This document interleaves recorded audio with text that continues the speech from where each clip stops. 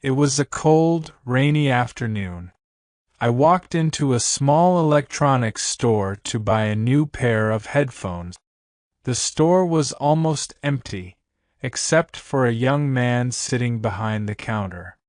His name David. He looked tired, his shoulders slouched, and his eyes fixed on the table in front of him. There was something heavy about the air around him, like he was carrying a weight too big for one person. Just as I was about to ask for help, a loud voice broke the silence. "David, how many times do I have to tell you? Be faster with the invoices. Customers are waiting." The manager's tone was harsh, and David flinched. "I'm sorry," David muttered, barely looking up. I could see the embarrassment in his face, the way his hands trembled as he adjusted his glasses. In that moment I knew he was struggling, not just with his job but with something deeper. When the manager left, I approached David. "Are you okay?" I asked gently. He hesitated for a moment, then forced a weak smile. "Yeah, just another day at work." But I didn't believe him. There was something about his voice, hesitant, unsure. It wasn't just about the job. I asked for the headphones, and as he helped me, I noticed something remarkable. He explained the product details with precision and care. His knowledge about electronics was impressive, and his tone changed when he talked about the features. For a moment, he seemed confident, almost like a different person. "You're really good at this," I said. He looked surprised. "Good at what?" "Explaining things. You have a talent for teaching people," I replied. He laughed nervously. "Me? No way. I'm just trying not to mess up." But I saw something in David, something he couldn't see in himself.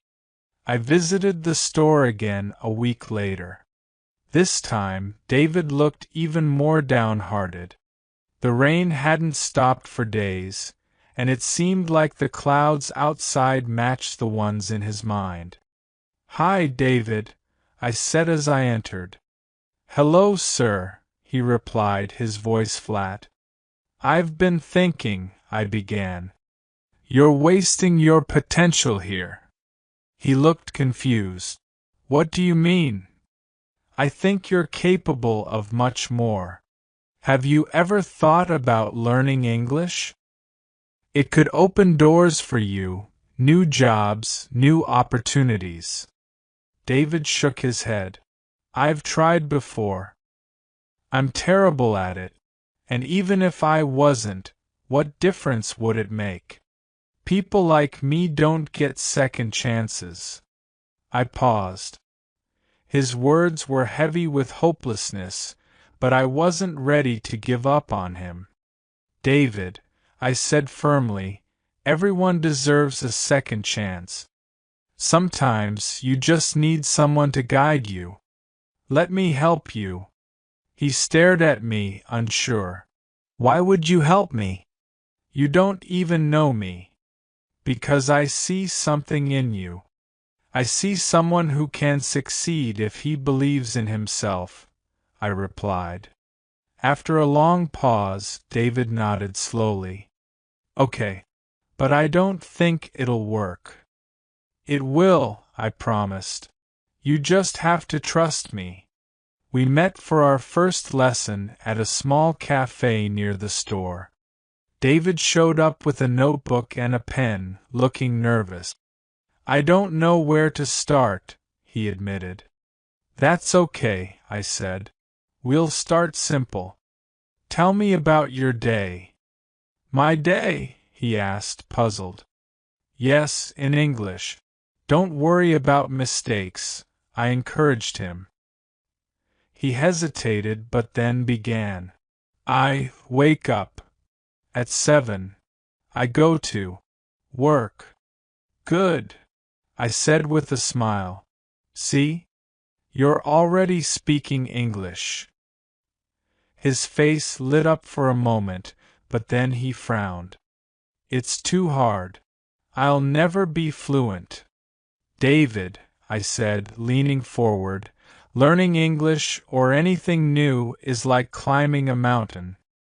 You don't look at the top and think, I can't do this. You take one step at a time.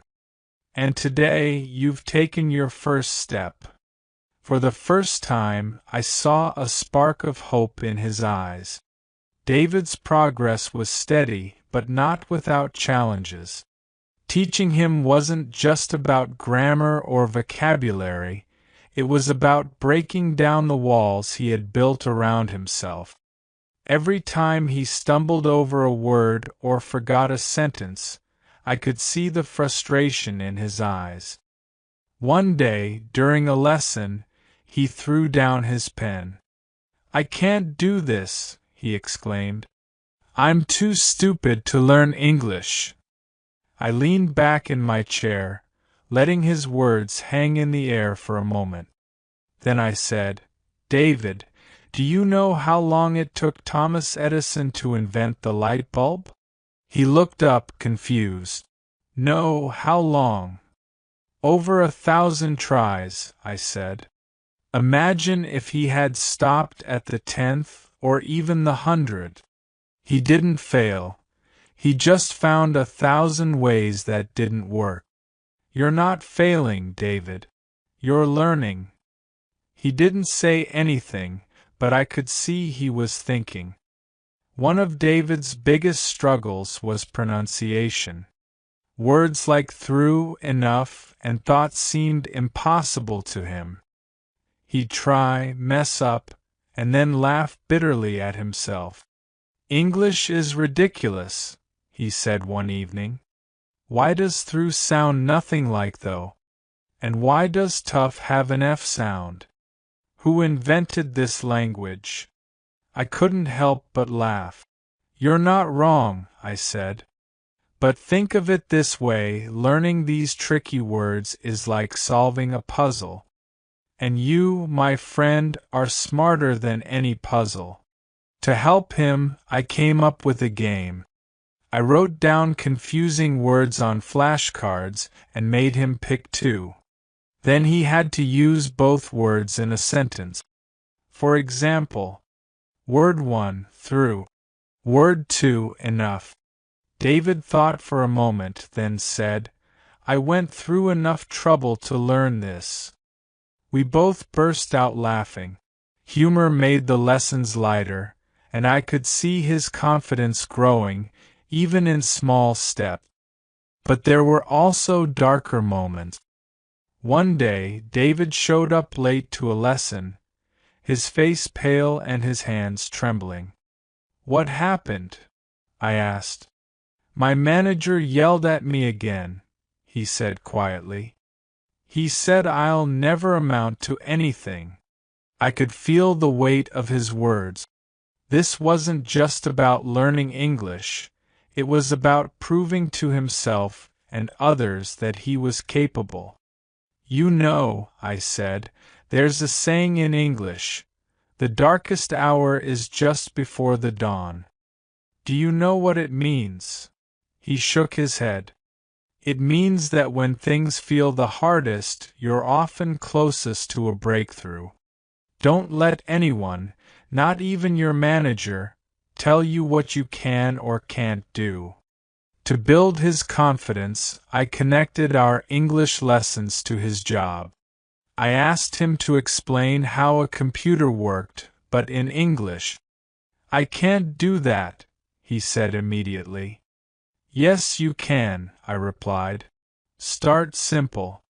Pretend I'm a customer who knows nothing about computers." He hesitated but then started.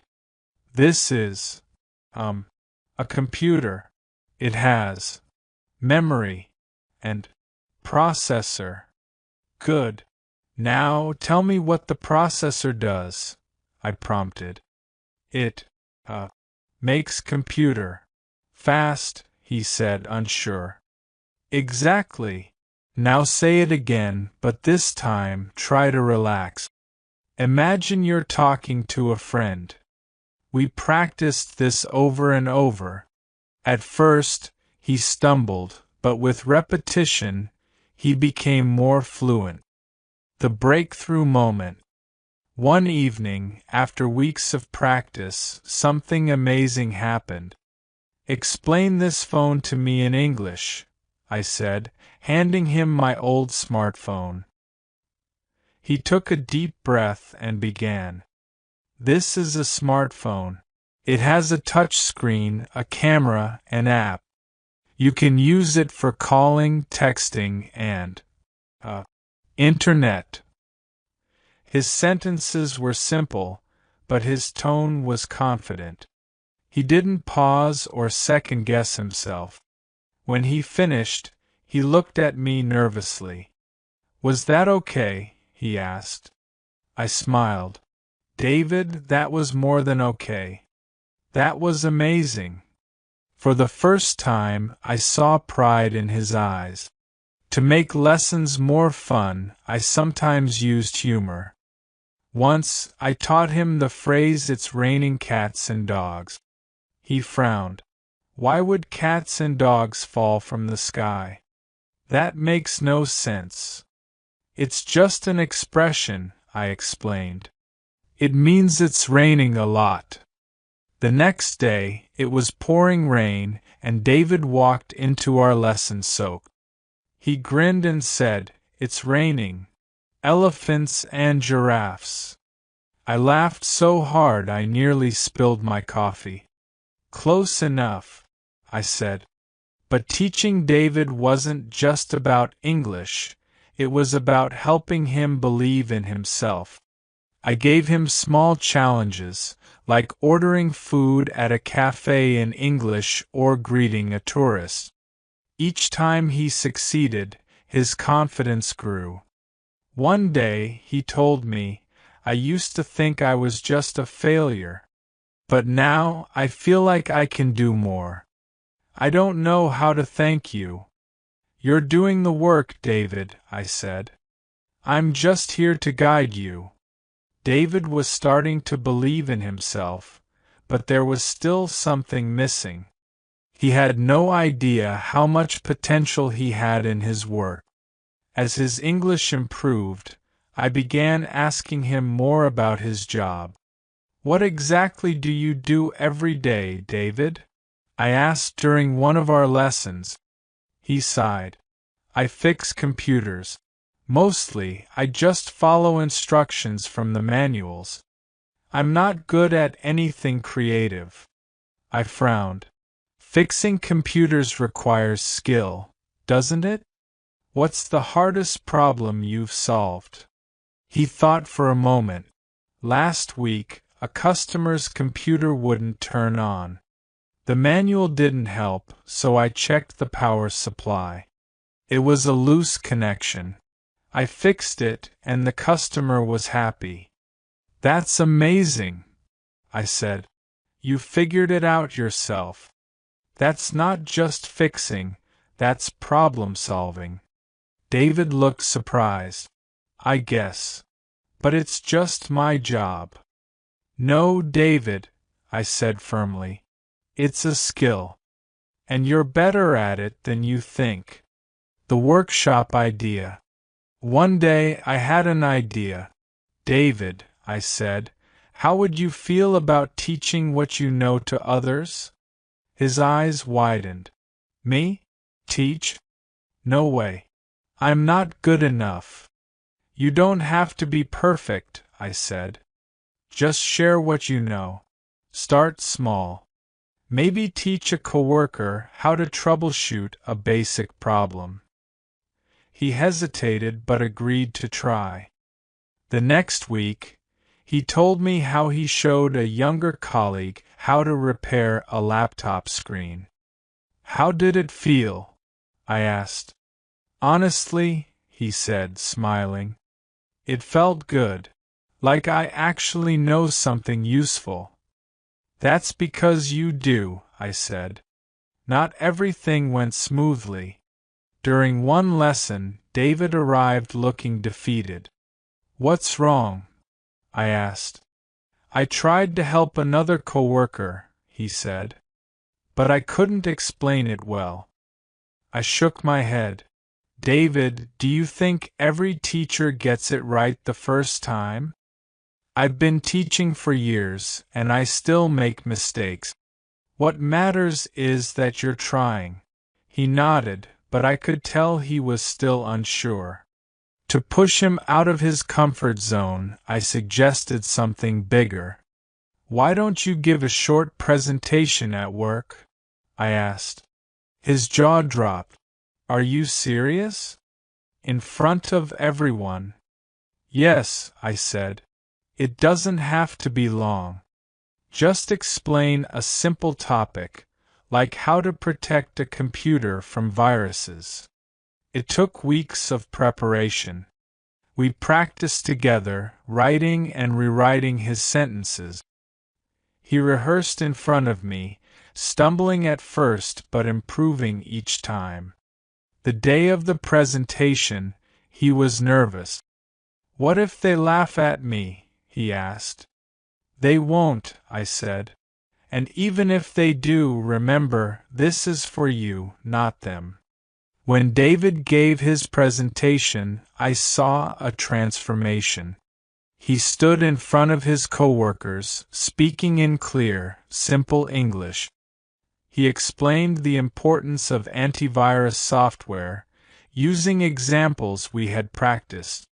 At the end, his manager clapped and said, "Great job, David. I didn't know you were so good at this." David beamed. When he told me about it later, I could see the pride in his face. David's confidence grew, and so did his skills. He started taking on more responsibility at work, even training new employees. One day, he came to our lesson with exciting news.